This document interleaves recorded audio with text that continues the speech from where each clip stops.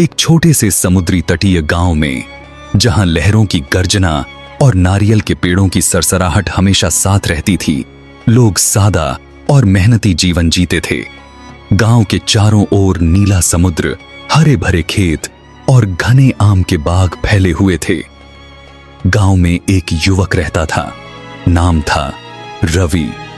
वह होशियार, आकर्षक और बहुत महत्वाकांक्षी था। उसे धन, ऐश्वर्य और प्रसिद्धि की तीव्र लालसा थी। उसकी आंखों में हमेशा बड़ा बनने के सपने तैरते रहते थे। वह अक्सर सोचता, गांव के लोग इतना साधारण जीवन क्यों जीते हैं? मुझे तो सुख सुविधाएं और शक्ति चाहिए। रवि को रहस्यमयी बातों और प्राचीन ज्ञान में गहरी रुचि थी।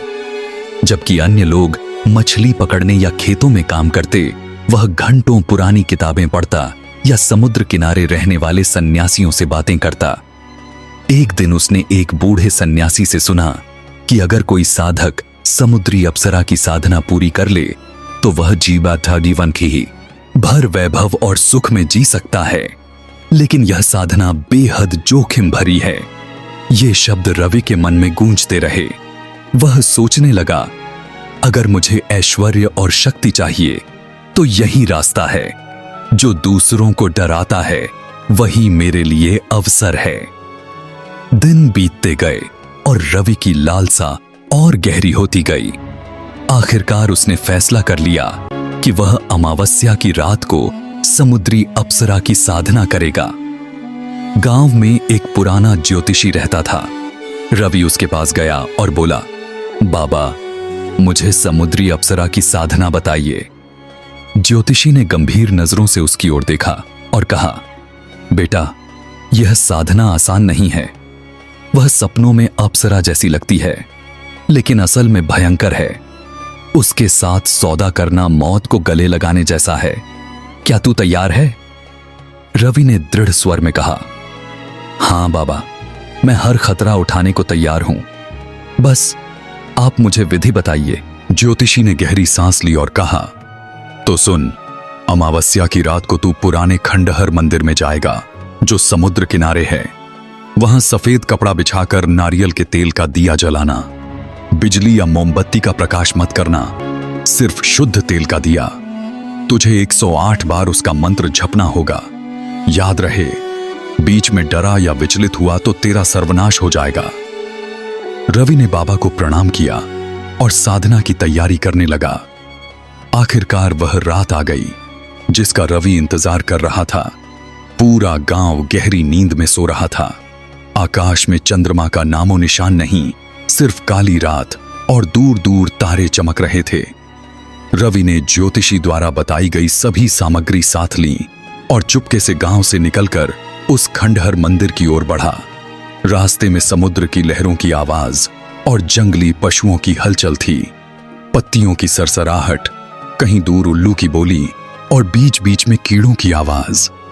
हर कदम पर उसे लगता मानो कोई छाया उसका पीछा कर रही हो।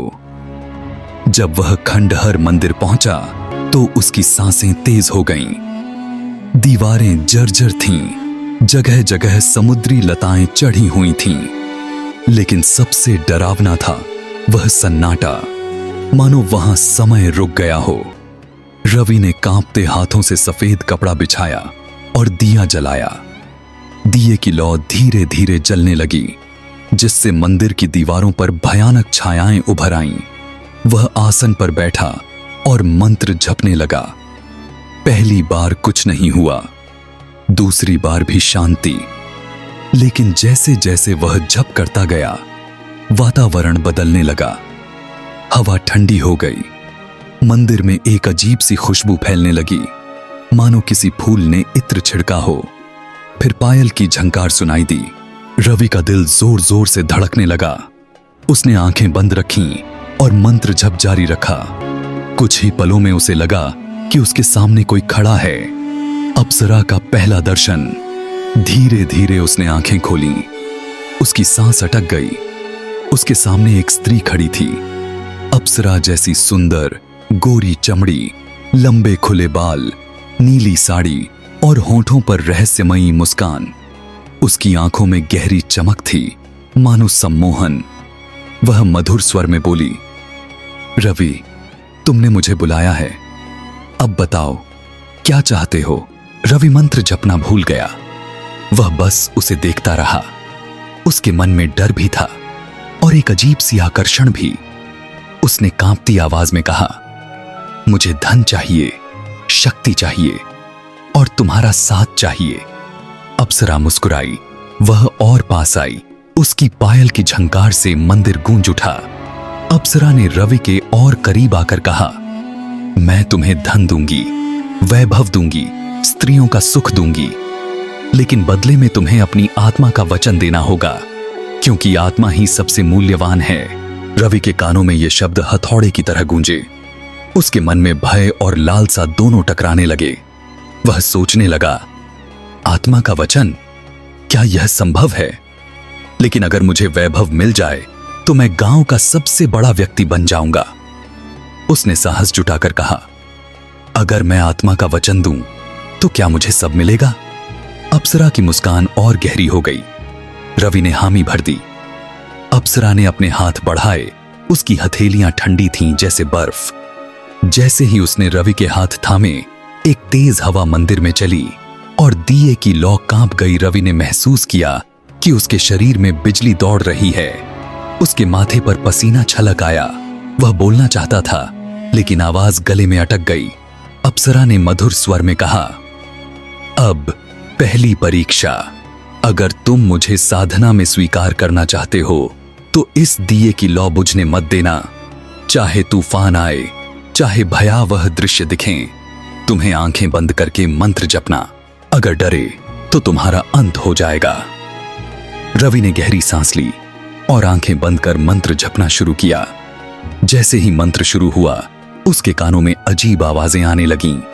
कभी किसी स्त्री के रोने की, कभी बच्चे के चीखने की, कभी जंगली जानवर की दहाड़। उसने आंखें नहीं खोलीं। फिर उसे लगा मानो कोई उसके पास खड़ा है। गर्म सांसें उसकी गर्दन को छू रही थीं। उसका दिल जोर से धड़कने लगा।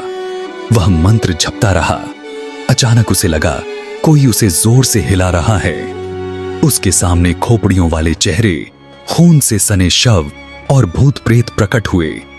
लेकिन उसने ज्योतिषी की बात याद की, डरना मत, बस मंत्र जपते रहना। उसने पूरी ताकत से मंत्र जारी रखा। कुछ ही देर में सब गायब हो गया। जब रवि ने धीरे धीरे आंखें खोलीं तो सामने वही अप्सरा खड़ी थी, लेकिन इस बार उसका रूप भयानक था।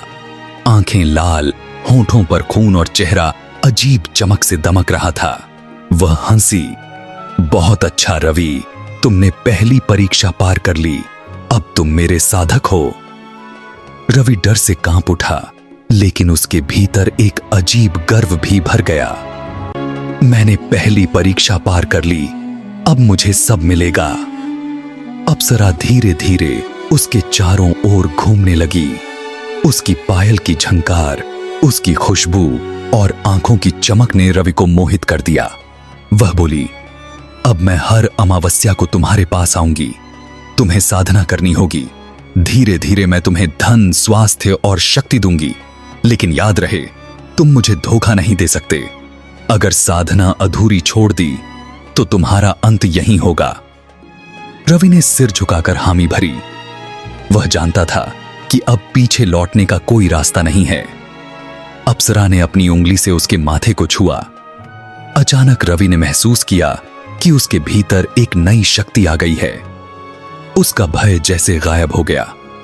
मन में एक अद्भुत आत्मविश्वास भर गया। वह बोली, कल से तुम्हें लोगों के विचार पढ़ने की शक्ति मिलेगी। जो वे सोचेंगे तुम जान जाओगे।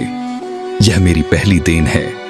याद रहे, अगली अमावस्या को मैं और वरदान दूंगी। यह कहकर अप्सरा धुंध में गुम हो गई। दिया अपने आप बुझ गया और मंदिर फिर से सन्नाटे में डूब गया। अगले दिन रवि ने पाया कि वह सचमुच लोगों के मन पढ़ पा रहा है। गांव वाले उससे बात करते और उसे पहले से पता चल जाता कि वे क्या सोच रहे हैं। धीरे धीरे वह गांव का सबसे अमीर और शक्तिशाली व्यक्ति बन गया। लेकिन जैसे जैसे अमावस्याएं बीतती गईं, अप्सरा की मांगें बढ़ती गईं। वह उससे और अधिक आत्मा का हिस्सा मांगने लगी। रवि को वैभव मिला, लेकिन उसकी आत्मा खोखली होती गई। वह खुश नहीं रह पाता। रातों को डरावने सपने आते। आखिरकार एक दिन उसने साधना तोड़ने की कोशिश की, लेकिन अप्सरा ने उसे चेतावनी दी और उसका सब कुछ छीन लिया। रवि अकेला, गरीब और पछतावे से भरा गांव छोड़कर चला गया।